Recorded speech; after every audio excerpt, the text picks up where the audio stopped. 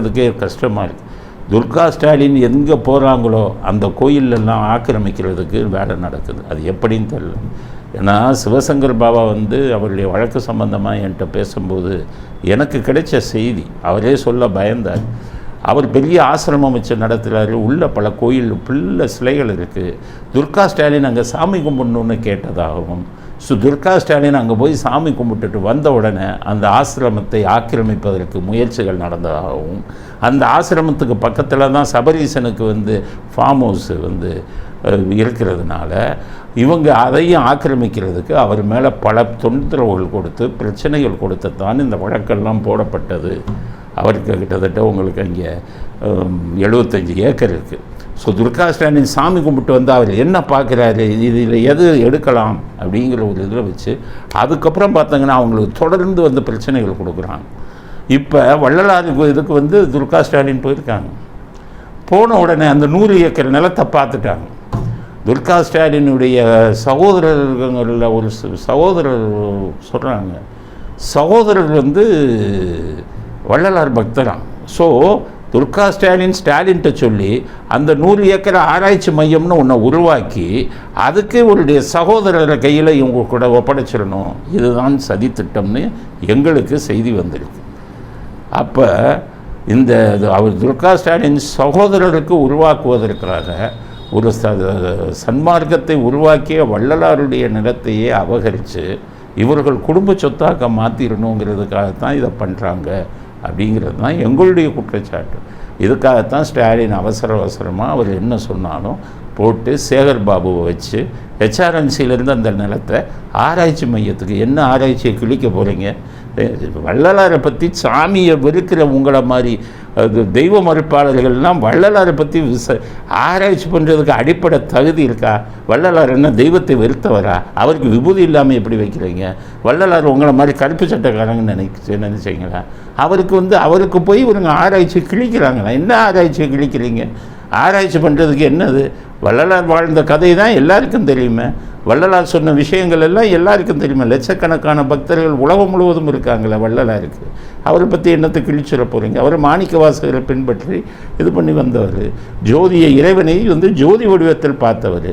அதைத்தான் உலகத்துக்கு சொன்னார். ஜோதி வடிவத்தில் இருக்கிறான் இறைவன், நாம் ஜோதியை நம்ம வணங்கணும், புலால் சாப்பிடக்கூடாது, அது மாதிரி அவர் பல விஷயங்களை எழுதி வச்சுட்டு போயிருக்காரு. அதாவது செய்யக்கூடாத விஷயம் பாதகங்கள்னு சொல்லி 15 பாதகங்களை சொல்லியிருக்காரு. அதை பூரா செய்கிறவங்க இவங்க அத்தனையும் செய்கிறாங்க. கோயிலை இடிக்கக்கூடாதுங்கிறாரு, இந்த கூட்டம் கோயிலை இடிக்கிறான். அதுக்கடுத்தது இன்னொன்று சொல்கிறாரு, சிவபக்தர்களே துன்புறுத்தாதேங்கிறாரு. சிவனுக்கு இருந்த நிலத்தையே அபகரிச்சுட்டு போகிறாங்கன்னா இவங்க என்ன? அது இவங்களெல்லாம் வள்ளலாரை ஆராய்ச்சி பண்ணுறதுக்கு தகுதி இருக்கா? பிஜேபி என்ன பண்ணுறீங்கன்னு தான் கேட்குறேன். ஒரு மத இந்து மத இதுக்கு காவலர்கள்னு சொல்லி அங்கே போய் ராமருக்கெல்லாம் பெரிய கோயில் திறக்கிறீங்களே, இங்கே இருக்கிற வள்ளலார் நிலத்தை ஒரு சமூக விரோதி கூட்டம் அபகரித்து ஆராய்ச்சி மையம்ங்கிற பேரில் இவங்க குடும்ப உறுப்பினர்களை கையில் கொடுக்கறதுக்காக பண்ணிக்கிட்டு இருக்கும்போது மத்திய அரசாங்கத்தில் இருக்கிற பிஜேபி, ராமர் கோயிலை உருவாக்கும் பிஜேபி வள்ளலார் கோயிலுக்கு ஒரு பிரச்சனை வரும்போது ஏன் குரல் கொடுக்க மாட்டேங்கிறீங்க? நீங்கள் தானே நடவடிக்கை எடுக்கணும். அதனால் இந்த கூட்டத்துக்கு, இந்த கொள்ளை கூட்டத்துக்கு கடுமையான கண்டனத்தை தெரிவித்துக் கொள்கிறேன். லட்சக்கணக்கான வள்ளலார் பக்தர்களுக்கு நான் விடுக்கும் வேண்டுகோள், அத்தனை பேரும் ஒன்றா சேர்ந்து இதுக்கு போய் இதில் ஹைகோர்ட்டுக்கு போய் ஸ்டே வாங்குங்க. ஹெச்ஆர்என்சிங்கிற பேரில் இந்த கொள்ளை கூட்டம் கோயில் நிலங்களை எல்லாம் கொள்ளையடித்து கொண்டிருக்கிறது. இதை வச்சுட்டு பிஜேபிக்காரவங்களுக்கு சொன்னேன், ஏன்னா நீங்கள் தான் அதுக்கு பொருத்தமானவங்க, உங்கள் கையில் தான் மத்திய அரசாங்கத்தின் ஆட்சிக்கு இது இருக்குது. இந்த விஷயத்தை நீதிமன்றத்துக்கு கொண்டு இந்த ஹெச்ஆர்என்சியை கோயில்கள் கண்ட்ரோல் இதிலேருந்து ஹெச்ஆர்என்சியை ஒழிக்கணும். ஹெச்ஆர்என்சி இந்த தெய்வ மறுப்பாளர்கள் இருக்கிற வரை, இந்த சமூக விரோதிகள் கூட்டம் இருக்கிற வரை ஹெச்ஆர்என்சிங்கிறது கோயில்களை கட்டுப்படுத்தக்கூடாது.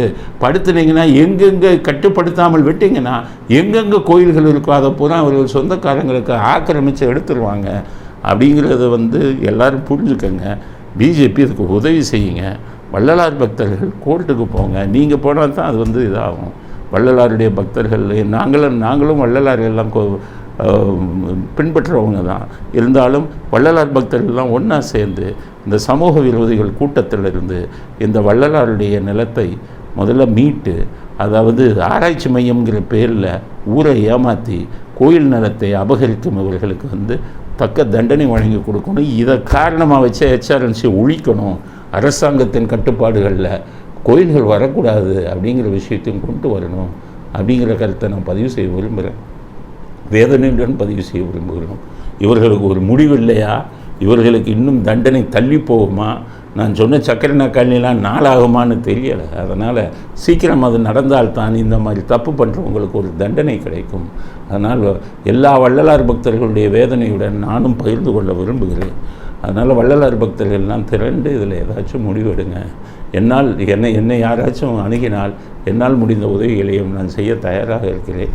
ஒட்டுமொத்த வள்ளலார்கள் பக்தர்களுக்கும் சொல்கிறேன், லட்சக்கணக்கான பேர் இருக்காங்க. இந்த எலெக்ஷனில் ஒரு ஆளுங்க கூட நீங்கள் திமுகவுக்கு ஓட்டு போடக்கூடாது. வள்ளலாரை அவமதித்தவங்களுக்கும் வள்ளலார் நிலத்தை அபகரிக்க நினைத்தவர்களுக்கும் ஒருத்தர் கூட ஓட்டு போடக்கூடாது. வள்ளலாருக்கு சக்தி இருப்பது உண்மையானால் இந்த கொள்ளை கூட்டத்திற்கு தக்க தண்டனை வள்ளலார் கொடுப்பார் அப்படிங்கிற நம்பிக்கையை நான் பதிவு செய்ய விரும்புகிறேன். அதுக்கடுத்தது ஒரு நில மோசடி முடிஞ்சிருச்சு. இன்றைக்கி வள்ளலார் நிலத்தை இது பண்ண காணொலியில் திறந்து வச்சுட்டார் குடும்பத்துக்கு. அடுத்த நில மோசடி